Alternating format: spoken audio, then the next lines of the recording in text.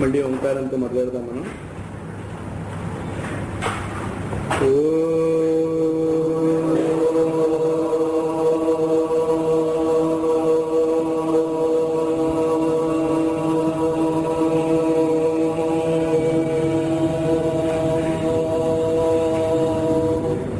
ఆ quantum mechanics యొక్క history రాద్దాము అనుకున్నటువంటి వ్యక్తి ఎక్కడ నుంచి దాన్ని మొదలెట్టాలి అన్నది ఒక పెద్ద ప్రాబ్లం అయింది అతనికి.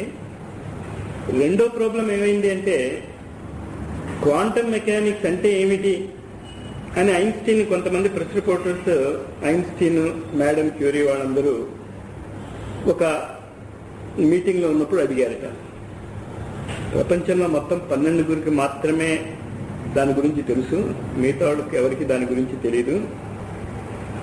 అసలు అదేంటో, ఎలా ఉంటుందో, దాని యొక్క పర్పస్ ఏంటో, అసలు ఏ ఉద్దేశంతో ఆ విషయము కనిపెట్టబడిందో కొంచెం అర్థమయ్యేటట్టు చెప్పడం కష్టం అన్నారట. మీకే తెలియకపోతే మాకెక్కడ అర్థమవుతుంది అన్నారట ప్రెస్ రిపోర్టర్. అటువంటి పరిస్థితి ఈ సీక్రెట్ డాక్టర్ని ఎక్కడి నుంచి మొదలెట్టాలి అంటే నాకు ఏర్పడింది. నేను ఏం ట్రై చేశాను, మీరు చెప్పండి మనం ఎలా మొదలెడతాము అని మిమ్మల్ని ప్రశ్నిస్తే సంజీవ్ రావు గారు పూర్తిగా దాన్ని టేబుల్ టెల్ తీసి అది నా మీదే పడేశారు. మళ్ళీ ఇరుక్కున్నాను అనమాట. నా ప్రాబ్లం ఎక్కడుందో అక్కడే ఉంది. కానీ సాధారణంగా ఏదైనా ఒక విషయం గురించి ఎలా చెప్పాలో తెలియకపోతే చెప్పటం మొదలెట్టేయండి మీరు, దానంతటా అదే ఒక క్రమంలో వస్తుంది అని పెద్దలు చెప్తూ ఉంటారు. అది అంచేత కాస్త సీక్రెట్ డాక్టరీన్ అలాంటి విషయాల గురించి మనం మాట్లాడుకుంటున్నప్పుడు చెప్పే వాళ్ళ యొక్క ఈ లోటుని మీరు కాస్త గుర్తుంచుకోవాలి. విషయాన్ని ఎక్కడి నుంచి మొదలెట్టినా యాక్చువల్గా అది ప్రారంభం కాదు, అది ఎప్పుడూ మిడిల్లోనే ఉంటుంది. ఏ విధంగా అయితే సర్కిల్ యొక్క తుది అంతము మనం చెప్పలేము, సీక్రెట్ డాక్టరీన్ అటువంటి విషయాల యొక్క తుది అంతం గురించి మనం మాట్లాడలేము. అంచేత from where to begin we don't know and where to stop we don't know. So we just begin from the beginning. ఏంటి ఫ్రమ్ ది బిగినింగ్? లాస్ట్ క్లాస్లో ప్రతి సెంచరీలో కూడా లాస్ట్ 10 years, అందులో ముఖ్యంగా లాస్ట్ 5 years చాలా ప్రముఖ పాత్ర వహిస్తాయి నెక్స్ట్ సెంచరీకి అని ఒక స్టాటిస్టికల్ డేటా మనం అర్థం చేసుకోవడానికి ప్రయత్నం చేశాం. థియోసాఫికల్ ప్రెసిడెంట్, థియోసాఫికల్ సొసైటీ యొక్క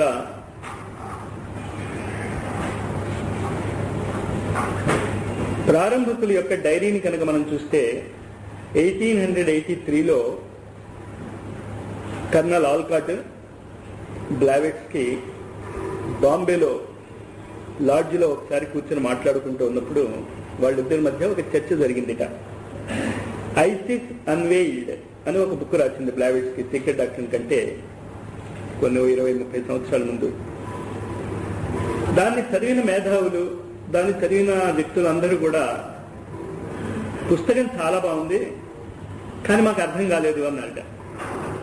వాళ్ళ రిపోర్ట్ అదే, పుస్తకం చాలా బాగుంది కానీ మాకేమీ అర్థం కాలేదు అన్నట్ట. స్పిరిచువల్ లైన్లో నిజంగా ఒక సాధకుడు కానీ ఒక ఆధ్యాత్మవేత్త కానీ రాస్తే చెప్తే టెక్నికల్ గా పరిస్థితి అలాగే ఉంటుంది. సావిత్రి గురించి కూడా అదే మాట్లాడుకుంటున్నాం మనం. మీరు ఇక్కడ క్లాస్ మొదలెట్టుకు పోయే ముందు సావిత్రి గురించి మాట్లాడుకుంటూ కూడా అదే ఎక్స్ప్రెస్ చేశాం. అర్థం కాదుటండి సావిత్రి అని, అరవిందో రాసినటువంటి సావిత్రి. కానీ చాలా బాగుంది అని ఎందుకంటారు చదివిన వాళ్ళు? అంతవరకు ఎందుకు, మన భగవద్గీతకే వస్తే అర్జునుడు శ్రీకృష్ణుడు మధ్య, శ్రీకృష్ణుడు కంటే గొప్పగా చెప్పగలిగినటువంటి వ్యక్తి భూమి మీద దొరకడు కదా. సాక్షాత్తు ఎవరి గురించి అయితే సీక్రెట్ డాక్టరీన్ లాంటి పుస్తకాలు చెప్తున్నాయో ఆయనే స్వయంగా చెప్పదలుచుకున్నప్పుడు కూడా అర్జునుడు లాంటి శిష్యుడు వింటున్నప్పుడు కూడా అంత కన్ఫ్యూజనే. ఏదో మంచిది ఒక్కటి చెప్పు బాబు అంటాడు భగవద్గీతలో. ఒకటి చెప్పు బాబు అంటే ఒకటి చెప్పడం మళ్ళా శాంతాడు బిగినవుతుంది. మళ్ళా 20-30 శ్లోకాలు చెప్పుకున్నాక మళ్ళా స్టాప్. నువ్వు ఇది చెప్తున్నావు మంచిదని, అది మంచిదని చెప్తున్నావు, ఇంతకీ నన్ను ఏం చేయమంటావు? చెప్తున్నాను విను, ఇది రైతే అది రైతే అని మళ్ళీ మొదలెడతాడు. ఇది ఎందుకు చెప్తున్నానంటే మనం ఈ సీక్రెట్ డాక్టరీన్ క్లాసెస్ చదువుతున్నప్పుడు అనేక సార్లు వెనక్కి ముందుకి రావాల్సి ఉంటుంది. ఆ రావాల్సి ఉండటం ప్రకృతి యొక్క నియమం అది. ఇంచేతంటే మనము మిగతా విషయాలలాగా ఒక విశిష్టమైనటువంటి పరిధిలో ఉన్నటువంటి విజ్ఞానాన్ని మాత్రమే మనం చర్చించుకోవటానికి ఇక్కడ కూర్చోలేదు. ద లైఫ్ ఇట్ సెల్ఫ్, జీవితాన్ని పూర్తిగా సమగ్రంగా అర్థం చేసుకోవటానికి ప్రయత్నం చేయడానికి కూర్చున్నాం. కానీ జీవితాన్ని సమగ్రంగా అర్థం చేసుకోవటం అంటే ఏమిటి అంటే అనంతాన్ని పూర్తిగా అర్థం చేసుకోవటం అని వివేకానంద ఒక చోట డెఫినేషన్ ఇస్తాడు. అందరూ తల్లూపుతారు. 1000 ఐలాండ్ పార్క్ లో వివేక చూడమని మీద లెక్చర్స్ ఇస్తూ, after all what is life, it is just like understanding infinity అంటాడు.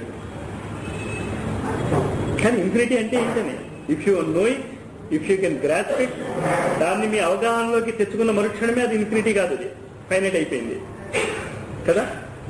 అదే ప్రాబ్లం వస్తుంది ఇక్కడ. అదే ప్రాబ్లం ని మళ్ళా విశ్వరూప దర్శనంలో కూడా అర్జునుడు ఫేస్ చేస్తాడు. చివరికి అంతా అయిపోయి కన్ఫ్యూజ్ అయిపోయి, ఇదంతా నా గుర్తు బాబోయ్ అని దండం పెట్టేసి, మళ్ళా మీ మామూలు స్వరూపంలోనూ చెప్పు తప్ప నీ సీక్రెట్ స్వరూపం, ఈ గుప్త విద్య, ఈ విశ్వరూపం నాకు వద్దు అంటాడు.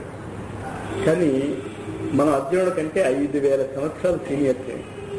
అది మనం ఎప్పుడు గుర్తుంచుకోవాలి. అంచేత అర్జునుడు కన్ఫ్యూజ్ అయ్యాడు అంటే మనం కన్ఫ్యూజ్ అవ్వాలి అనే రూల్ లేదు. ఇది బ్యాక్గ్రౌండ్ లో ఉంచుకోండి. సీక్రెట్ డాక్టరీన్ ఎన్నాళ్ళు జరుగుతుందో, ఎప్పుడు జరిగినా ఈ కన్ఫ్యూజన్ ప్రతిరోజు ఉంటుంది. కానీ ఈ కన్ఫ్యూజన్ లోంచి వే అవుట్, బయటికి వెళ్ళాలి అంటే 2 సూత్రాలు ఉన్నాయి. ఆ 2 సూత్రాలని కనుక మనం బాగా ఈరోజు హృదయంగమం చేసేసుకోగలిగితే, ఏ ఆధ్యాత్మికమైనటువంటి పుస్తకమైనా మనకి కన్ఫ్యూజన్లోకి తీసుకురాదు. మొత్తం ఆధ్యాత్మికత 2 విషయాలను స్పష్టంగా ఎక్స్ప్లెయిన్ చేయడానికి ప్రయత్నం చేస్తుంది. ఒకటి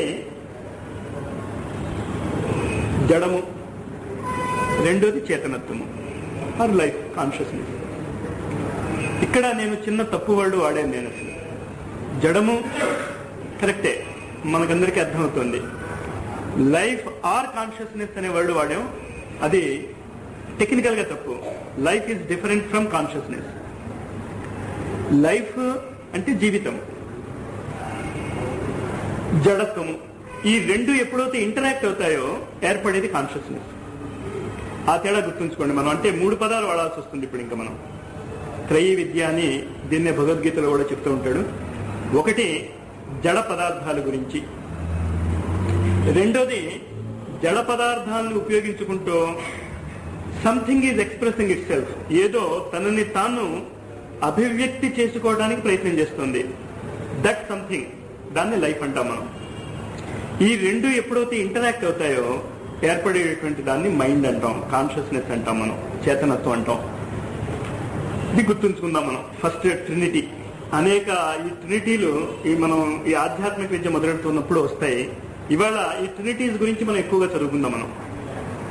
అంతే. First Trinity life, consciousness, matter. జడ పదార్థము, చేతనత్వము, జీవితము. ఇంకో రకమైనటువంటి ట్రినిటీ మన జీవితంలో మనం చూస్తూ ఉంటాం.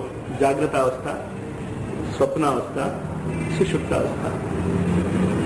ఇది లైఫ్ కి సంబంధించినటువంటి స్టేట్స్ కాదు, ఇది కాన్షియస్నెస్ కి సంబంధించినటువంటి చేతనత్వాలు, చేతనత్వానికి సంబంధించినటువంటి పదాలు. ఈ ట్రినిటీని మళ్ళీ గుర్తుంచుకోండి. జాగ్రత్త అవస్థ, స్వప్నావస్థ, సుషుప్తావస్థ. ఈ పదాలు వాడుతున్నప్పుడు ఆధ్యాత్మిక జగత్తులో మనం ఇంకొక విషయం గుర్తుంచుకోవాలి.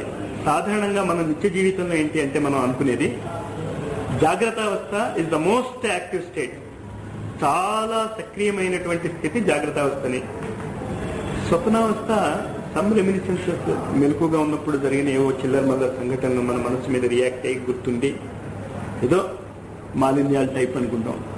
ఎందుకు పనికిరాని స్థితి నిద్రస్థితి. ఎందుకు పనికిరాని నిద్రపోతున్నాడు వాడు, కుంభకర్ణుడు అంటూ ఉంటాం కదా, 6 నెలలు పడుకునేవాడని, అది అనుకుంటాం. కానీ ఆధ్యాత్మిక శాస్త్రజ్ఞులు ఈ స్లీప్ స్టేట్ ని కారణ జగత్ అంటారు. The cause. ఈ సంపూర్ణ సృష్టికి కూడా మనం మాట్లాడుకుంటున్నటువంటి anything, whatever you say, దేని గురించి అయినా మీరు మాట్లాడండి, వాటన్నిటికీ కూడా కారణము ఆ స్టేట్. దేన్నైతే మనం నిద్ర అంటున్నాము, దేన్నైతే మనం అజ్ఞానం అంటున్నాము, దేన్నైతే మనం డార్క్నెస్ అంటున్నాము, ఆ స్థితి అన్నిటికీ మూల కారణము, ద రూట్ కాజ్.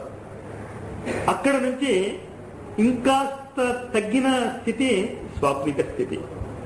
ఈ జాగ్రత్త వస్తుందే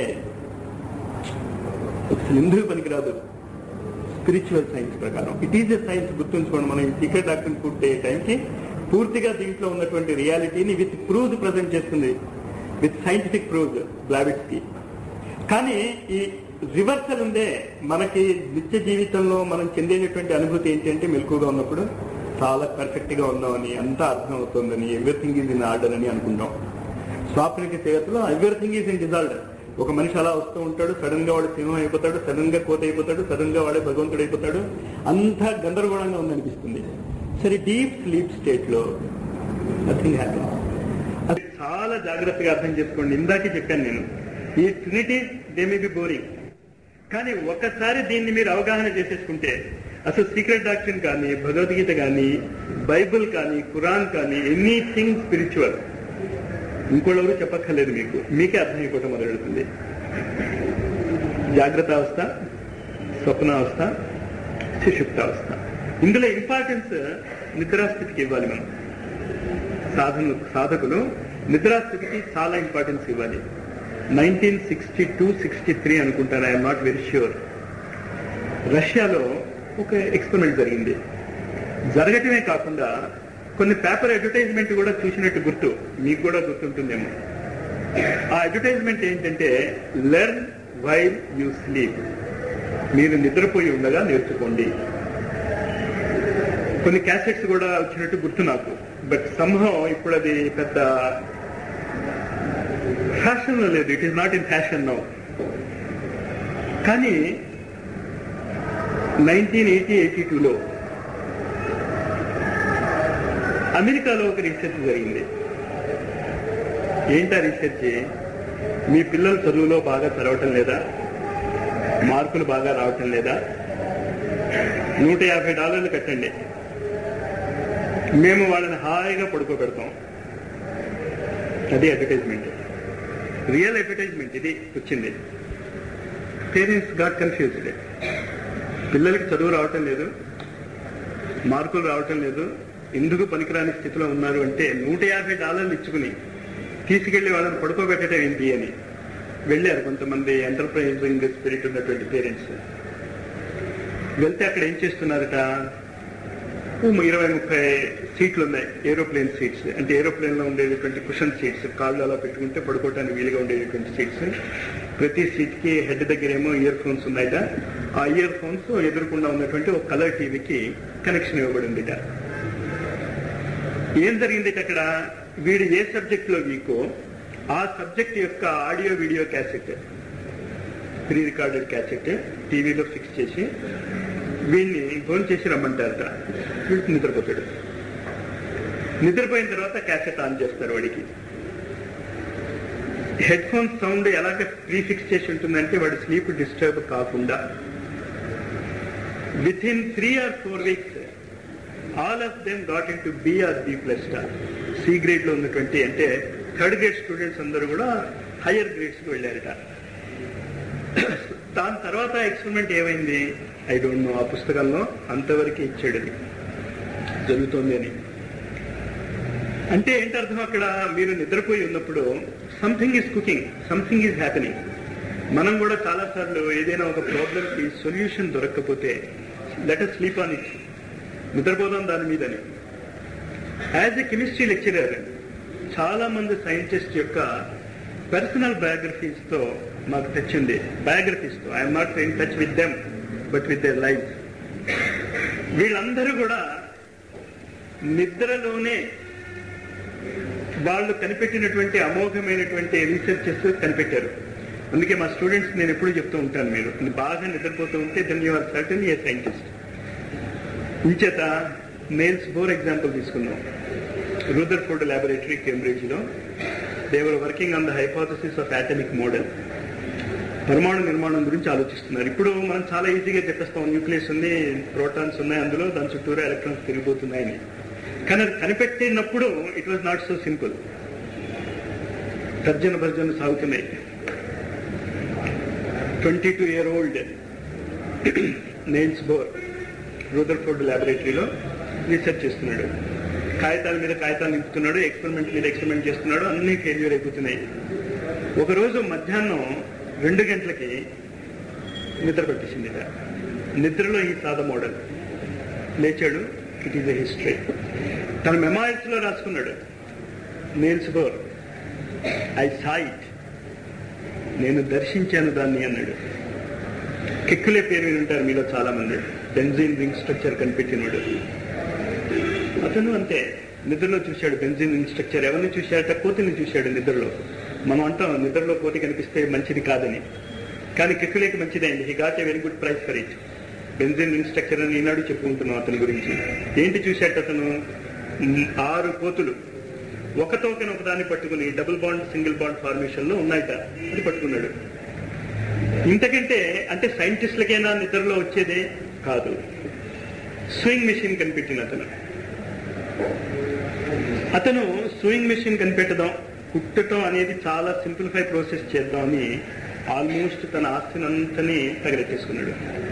చివరికి ఏ స్థితికి వచ్చాడు అంటే ఒకరోజు ఇంకా నెక్స్ట్ డే ఇంకా నువ్వు ఇల్లు ఖాళీ చేసేయాలి, ఆస్తి అంతా వేలా వేసేస్తారు, ఆ కోర్టు అమీనాయా క్లర్క్ అవడం వస్తాడు, ఇంకా ఏం లాభం లేదు అన్న పరిస్థితిలో ఉన్నాడు.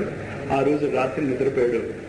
అతని భార్య, పిల్లలు వీళ్ళందరూ కూడా ఏంటంటే this is our last sleep in this house, ఇంకా మన సొంత ఇల్లు మీద ఆశ లేదు, ఇంకా ఇల్లు అయిపోయింది మళ్ళీ పడుకుందామని కబుర్లు చెప్పుకుంటూ late at night they slept. కళ చూశాడు అతను. ఏమని కళ చూశాడు? అతను సెంటర్లో ఉన్నట్ట రెడ్ ఇండియన్స్, అమెరికన్ అతను. రెడ్ ఇండియన్స్ అంటే కోయజాతి వాళ్ళు ఈటలతో అతన్ని పొడుస్తున్నారు అని. అతను కవ్వమని కేకపెట్టి లేచాడు. భార్య ఏదో అడగబోయింది, ఆగన్నాడు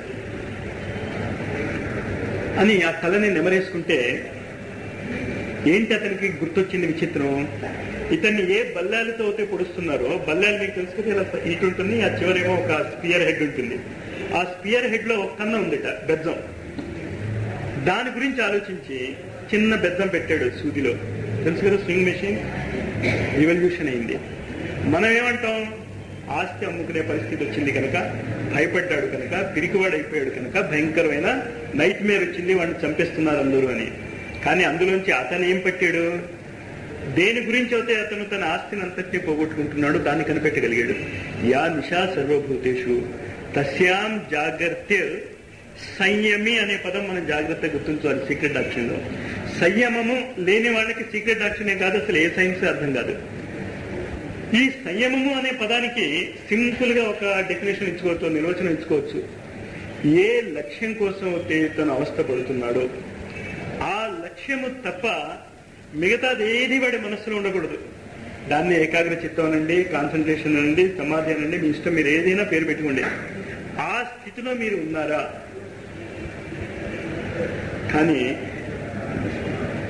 కానీ చాలా మందికి, ముఖ్యంగా భారతీయుల్లో నేను చూసిన ఒక లోటు ఎత్తి చూపిస్తున్నాను నేను, కొంతమందికి నచ్చకపోయినా.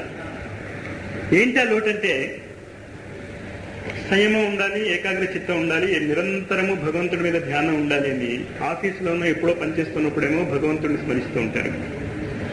భగవంతుడి దగ్గర కూర్చొని జపం చేసుకోవాల్సినప్పుడేమో ఆఫీస్ విషయాలు తెలుసుకుంటూ ఉంటారు.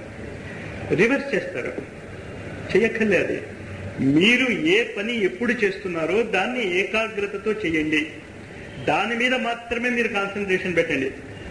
ఇలాంటి స్పీచ్లు జరుగుతున్నప్పుడు కూడా చాలా మంది చేసేటటువంటి తప్పు, ఒకప్పుడు నేను చేసినటువంటి తప్పు కూడా ఏంటి అంటే, ఇలా మాట్లాడుతున్నప్పుడు, ఇది జరుగుతున్నప్పుడు ఇదివరకు ఆల్రెడీ మనం ఈ విషయం గురించి తెలిసిన విషయాలు, లేకపోతే మనం దేన్ని కరెక్ట్ అనుకుంటున్నామో ఆ విషయాలు దాంతో పోల్చడం మొదలెడతాము. అది ఇట్ ఈస్ ఏ హ్యాబిట్. అసలు ఆ హ్యాబిట్ ఫామ్ అయిపోయింది మనకి. ఇది రైటా తప్ప అని ఆ క్షణంలోనే నిర్ణయించుకోవడానికి ట్రై చేస్తాం తప్ప, let us give a fair chance. ముందు జాగ్రత్తగా అతను చెప్పింది ఏంటో అంతా విందాం. మనం విన్న తర్వాత అసలేంటి అన్నది అనాలిసిస్ చేద్దాం అనేది సంయమి అనే పదం యొక్క అర్థం. First here it. దాన్నే బుద్ధుడు ఏమని చెప్పాడు? సమ్యక్ శ్రవణము అన్నాడు. పేర్లు మారాయంటే అందరూ చెప్పేది ఆ సంయమం గురించే. అంచేత ఈ సీక్రెట్ డాక్టర్ క్లాసెస్ లో నేను మీతో రెండో రిక్వెస్ట్ అది చేసేది. మొదటి రిక్వెస్ట్ నేను చేసింది ఏంటంటే, if I seem to be going in circles, I'm not going in circles అన్నది గుర్తుంచుకోండి మీరు దయచేసి. అంటే ఒకే విషయాన్ని తిరిగి చెప్తున్నాడే, ఒకే విషయాన్ని నేను చెప్పటం లేదు, ఒకే విషయాన్ని అనేక దృష్టికోణాలతో చెప్పడానికి ట్రై చేస్తున్నప్పుడు రిపీటేషన్ జరగవచ్చు. అలాగే ఇక్కడేం చెప్తున్నాను నేను, కీప్ ఎన్ ఓపెన్ మైండ్. చాలా ఓపెన్ మైండ్ ఉంచుకోవాలి. బ్లావిట్స్కి చెప్తేమేంటి, మాకంతా తెలుసు. మాకంతా తెలియటం అన్నది ఎంతలాగా భారతీయ నరాలలో పాతుకుపోయింది అంటే, అర్జునుడు శ్రీకృష్ణుడు చెప్తాడు అసలు తత్వం అంతా. మీరు వినండి జాగ్రత్తగా. భగవద్గీత ప్రథమోధ్యాయంలో మహాభారత యుద్ధానికి తయారయ్యి రెడీ అయిపోయి లెక్చర్ కొడతాడు శ్రీకృష్ణుడికి. శ్రీకృష్ణుడికి he says what is right and what is wrong. అంచేత మిత్రుడు నాకు ఎందుకయ్యా వెళ్ళిపోదాం. కరెక్ట్ గా చెప్తే ఈనాడు ఉన్నటువంటి ఆధ్యాత్మిక దృష్టికోణంలో కూడా అర్జునుడు చెప్పింది కరెక్ట్, శ్రీకృష్ణుడు చెప్పింది రాంగ్. ప్రాబబ్లీ మనకు ఆ ఇంగ్రెయిన్ ఫీలింగ్ ఉందే శ్రీకృష్ణుడు చెప్పాడు అని, దానివల్ల మనం దాన్ని కరెక్ట్ అని యాక్సెప్ట్ చేస్తున్నాం తప్ప శ్రీకృష్ణుడు అర్జునుడు పేరు తీసేసి ఇలా యుద్ధం జరగాల్సిన పరిస్థితి వచ్చిందిట. అలాంటప్పుడు ఒక వ్యక్తి ఏమో యుద్ధం చేయమన్నట్ట, రెండో వ్యక్తి ఏంటి ఇదంతా మాయ, ఏంటి మోహాలు ఇదంతాను, రాజ్యం కోసమా ఇదంతాను, ఛత్ రినౌన్స్ అని చెప్పాడంటే ఒకటి ఎవరికేస్తాం మనం స్పిరిచువలిజంలో? అర్జునుడికి వేస్తాం. అన్ఫార్చునేట్ గా మనకి తెలుసు శ్రీకృష్ణుడు భగవంతుడే, తెలుసు కాదు, we accept it, we have not realised it. అంచేత శ్రీకృష్ణుడు తప్పు చెప్పడు కనుక అర్జునుడే తప్పు అని నిర్ణయించుకుంటున్నాం. ఆ ప్రీ కన్సీవ్డ్ నోషన్స్ ఇక్కడ పనికిరావు. అదొక్కటి కొంచెం పక్కన పెట్టండి. ఇది రెండోది. చేతనత్వం గురించి మాట్లాడుకుంటున్నాం మనం, ట్రినిటీస్ గురించి మాట్లాడుకుంటున్నాం. అందులో జాగ్రత్త అవస్థ, స్వప్నావస్థ, నిద్రావస్థ గురించి మాట్లాడుతూ, నిద్రావస్థలో వచ్చినటువంటి స్వప్నాల వల్లే సైంటిస్టులు దేశానికి చాలా ఎక్కువ అందివ్వగలిగారు ప్రపంచానికి అనేది ప్రూవ్ చేయడానికి ఎగ్జాంపుల్స్ ఇస్తున్నాను నేను. ఇంకొక ఎగ్జాంపుల్ ఇస్తాను నేను. అంటే ఆ సంయమత్వం సాధకుడు ఏ మూడ్ లో ఉండాలో చెప్పడానికి. థామస్ ఆల్వా ఎడిసన్ పేరు మీరందరూ విని ఉంటారు. అతను ఒక్క మార్పుతో సహస్రార చక్ర సాధన సహస్ర సంఖ్య మిస్ అయ్యాడు. 999 పేటెంట్స్ ఉన్నాయి అతని పేరు మీద. ఆ ఒక్కటి కూడా చేసేసి ఉంటే 1000 పూర్తయిపోయేది. అతను బల్బ్స్ తయారు చేయడానికి, ఇప్పుడు మనం అందరం బల్బ్ ఫిలమెంట్స్ గురించి ఎలక్ట్రిసిటీ బల్బ్ మ్యానుఫ్యాక్చర్ గురించి ఆలోచిస్తున్నట్ట. రకరకాల ఎక్స్పెరిమెంట్స్ చేశాడు అతను. ఎన్ని రకాల ఎక్స్పెరిమెంట్స్ చేశాడో మనకు గుర్తులేదు. 2-3 ఏళ్ళు జరిగిందిట. అసిస్టెంట్స్ వాళ్ళు వీళ్ళు ఏ పదార్థం దొరికితే ఆ పదార్థాన్ని తీసుకురావడం. ఆ ఎలక్ట్రిక్ బల్బ్ ఉంటుంది కదా, బల్బులో ఇలాగ 2 వైర్లు బయటకు వస్తూ ఉంటాయి. ఆ మధ్య ఫిలమెంట్ గా తీగలాగా ప్రతి పదార్థాన్ని యూజ్ చేశారు వాళ్ళు. అన్ని ఫ్యూజ్ అయిపోయాడు. అసలు ఏది వెలగేది కాదు. నిద్రపోయాడు. నిద్రపోలేదు, అలసిపోయి మాగన్ను పట్టిందిట. కునికి లేచేట. లేస్తే ఈ టేబుల్ ఉంటుంది కదా, ఆ టేబుల్ యొక్క అంచుకి కోట్ బటన్ ఉండింది. కోటు బటన్ ఉండింది. ఆ తాడు ఉంటుంది కదా, కాటన్ థ్రెడ్, అది కాస్త బయటకు వచ్చింది. దాన్ని ఇలా పీకాడు. ఇది ఎందుకు ఉపయోగించుకోకూడదు అనుకున్నట్ట. ఉపయోగించాడు. ఈ గాడ్ సక్సెస్. 12 గంటలు వెలిగింది ఆ bulb. Then of course it is history. అంటే ఇక్కడ అంతా నేను ఎందుకు చెప్తున్నానంటే, మనం అందరం చేసేటటువంటి ఆధ్యాత్మిక జగత్తులో చేసే తప్పు ఏంటి అంటే, సాధన భౌతిక జగత్తులో మేలుకుని చేస్తున్నాం, అది సాధన అనుకుంటాం మనం. అది కాదు. కానీ 2-3 ఏళ్ల బట్టి ఆ బల్బ్ ఫిలమెంట్ కావాల్సినటువంటి జాగ్రత్త అవస్థలో చేసినటువంటి ఎక్స్పెరిమెంట్స్ చివరికి అతనికి నిద్రావస్థలో స్వప్నములో దర్శించటానికి ఉపయోగపడింది. ఆ దర్శనం. అందుకే సీక్రెట్ డాక్టర్ యొక్క హెడ్డింగ్ కనుక మీరు చూస్తే, సీక్రెట్ డాక్టర్ రాసి ఉంటుంది. దాని కింద ఏమని రాసి ఉంటుంది?